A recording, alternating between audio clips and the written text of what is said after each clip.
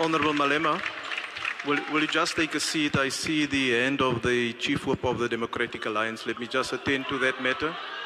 No, order, honorable members. Let me hear the honorable member. Thank you very much, House Chair. House Chair, if I remember correctly, some years ago, a convention was established that a member cannot speak twice in a debate. I would just like your clarity. I would just like clarity on that matter from you. Thank you. Honorable member, may I refer to a debate on the budget vote of the President on the 31st of May 2023, where a ruling was made that the former member Shavambu be given another opportunity to speak using the remaining EFF time, and after discussion the opportunity was granted. However, at the same time the matter was referred to the Chief Whip's Forum for further discussion, and then also possibly to the subcommittee and the Committee on Rules. That matter has not been resolved. However, let me also add that in terms of Rule 9, Sub-Rule 1, conventions and practices relating to the business of the House and its committees and forums are established by agreement amongst political parties and parliamentary office bearers, and may be varied by agreement amongst them and reviewed from time to time as decided by the Rules Committee. This is thus a matter that the Chief Whip's Forum, Honourable Chief Whip of the largest party, should attend to, so that we then proceed in the 7th Parliament with a common understanding. In light of that, the Honourable Malema may proceed with his speech.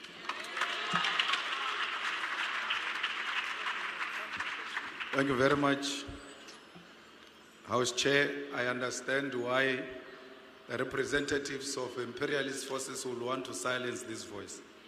And that's why they will stand up to raise unnecessary questions.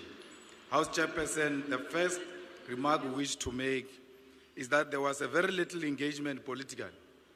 If anything, people want to blackmail us about aid and all sorts of things. But they know very well that there is no reason related to any wrongdoing by South Africa which has led to USA cutting its own aid. You can't say Donald Trump must be elected today and the following day he makes executive orders, and then you come here and blame the South African government as if the South African government did not do anything in between. That was a predetermined outcome where he wanted to come into office and punish South Africa for its position on Palestine and many other issues. We must be very clear that we are not going to agree to any form of bullying by anyone. It's a lie that there is farm killings in South Africa. Actually, those who are married in farms and owning farms, they kill each other for money, for policy monies.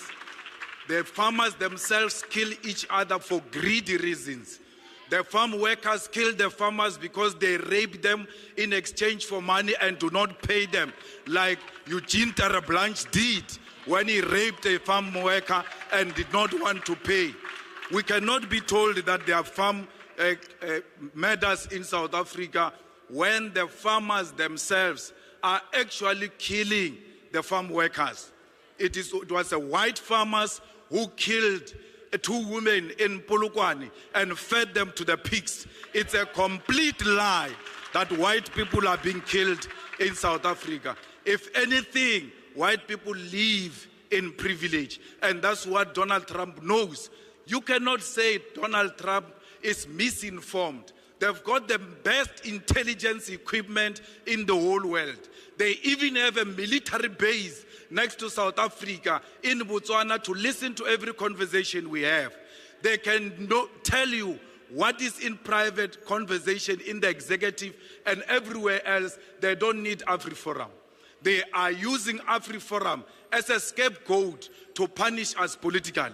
And we ought to be very clear about that. When the aid came into South Africa at the first place, it was not to help Africans. It was imperialist forces putting the aid into South Africa so that they can control South Africa.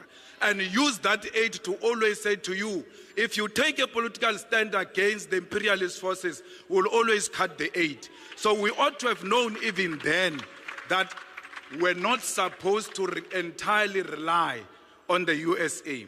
I'm very happy that the Minister of Health is speaking about possible interventions that can be made to avoid that aid of America. We can do with every help, but we will never accept help that say we must allow the perpetuation of white privilege.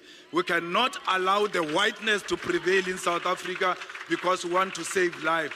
We will save life. America did not save us during apartheid. Children were murdered in 1976. Children were murdered in the 80s. Where was America against apartheid? If America had anything to save an African life, it's a lie. They never wanted to save us. They were never there for us before. Palestine was there for us. Cuba was there for us. Russia was there for us. America will never choose friends for us. Honourable We Member, will choose our own your friends. time Thank is you now very much. expired. Thank you.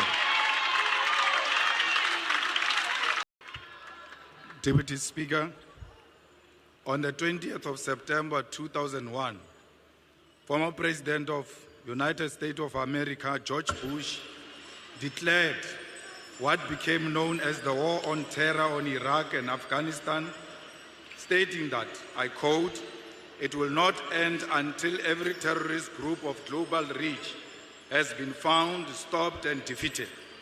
What followed was a massive disinformation campaign to justify the 2003 invasion of Iraq and Afghanistan under the pretext of locating and destroying weapons of mass destruction. Decades later, no such weapons were ever found. This invasion was about minerals and oil reserves, not weapons of mass destruction. Iraq and Afghanistan have never recovered. Cuba, Libya, Venezuela, and Chile are examples of nations that have suffered from US interventions because of their socialist policies, justified by false intelligence to advance imperialism. Cuba has endured decades of sanctions for nationalization of strategic sectors of the economy, supporting African liberation and socialism, while Libya was destroyed because Gaddafi rejected US dominance. We raise these historical facts because history must guide us in everything we do. When Donald Trump declares that, I open quote, "bad things are happening in South Africa," without evidence, we must not assume that the USA is misinformed. Instead, we must question the real intention behind such statement. After Trump's remarks, the US froze foreign aid globally under the pretext of assessing alignment with the policy outlook. For South Africa, this meant PEPFAR funding of HIV/AIDS response was under threat. On 26 February 2025, the freeze became permanent, terminating funding indefinitely. The US aggression towards South Africa is nothing more than Israel's revenge for our moral stance in support of Palestine. Meanwhile, some of us have been labeled international criminals, a designation used before the West assassinates those who opposed its agenda. Before invading the nations, the US always fabricates human rights violation to justify intervention. Today, same tactics are being used against South Africa. The growing calls by right-wing groups for foreign funding to establish independent states and to be armed by foreign interest must be recognized as part of a broader plan. This is the early stage of economic isolation, leading ultimately to military intervention. Next, AGOA will be terminated, escalating tensions between USA and South Africa. Our government must dismiss opportunistic African and racist groups exploiting US imperialism to fund their racist fantasies of an independent state. That will never happen. We will expropriate land without compensation, whether they like it or not. If they object, they can seek refuge in America. Deputy Speaker, Trump and the USA are not demonstrating strength. The USA is merely displaying an advanced stage of capitalism, which is imperialism.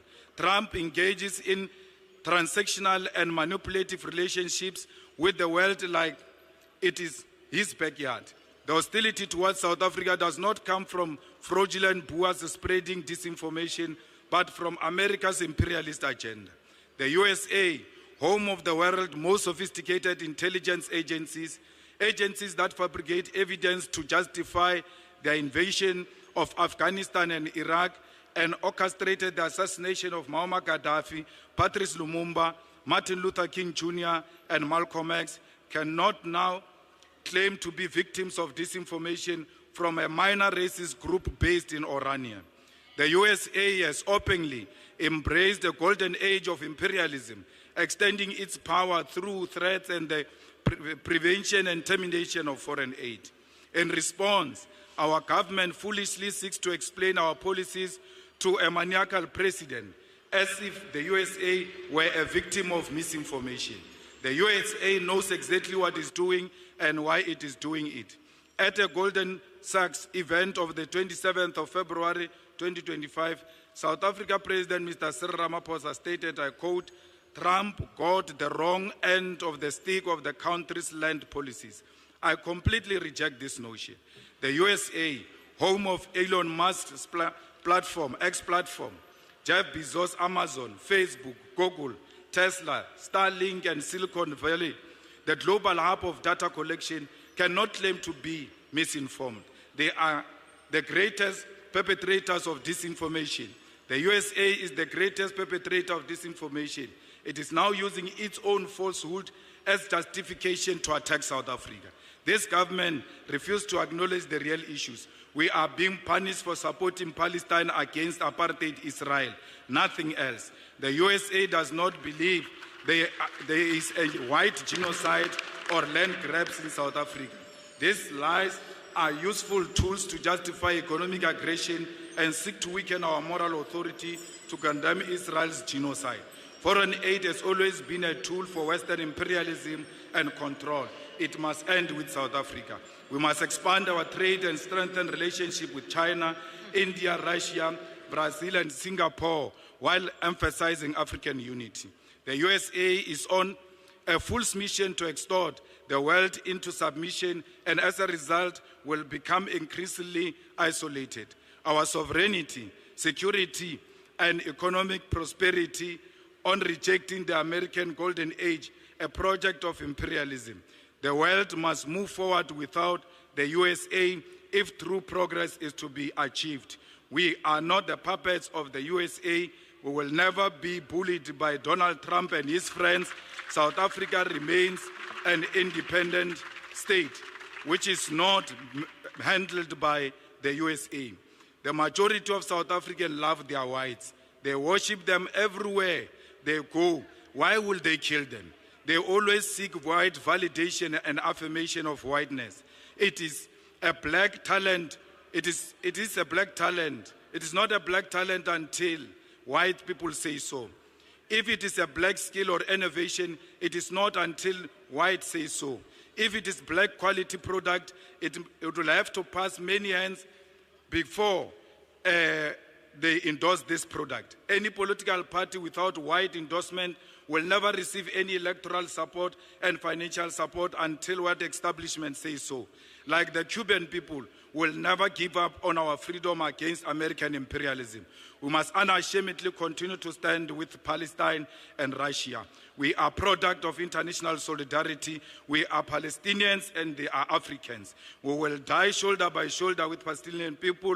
We will be buried next to their graves because no amount of American bullying and financial dictatorship will separate us. Not even death will succeed. From the river to the sea, Palestine shall be free. We are not product of land theft or genocide. We are not grabbing any land, but claiming what rightfully belongs to us. We are not engaged in what genocide. Instead, we are coexisting with our white murderers. Whatever it takes, this land shall be expropriated and will be returned to its rightful owners. Victory is certain. Hasta la victoria siempre. I now invite the Honourable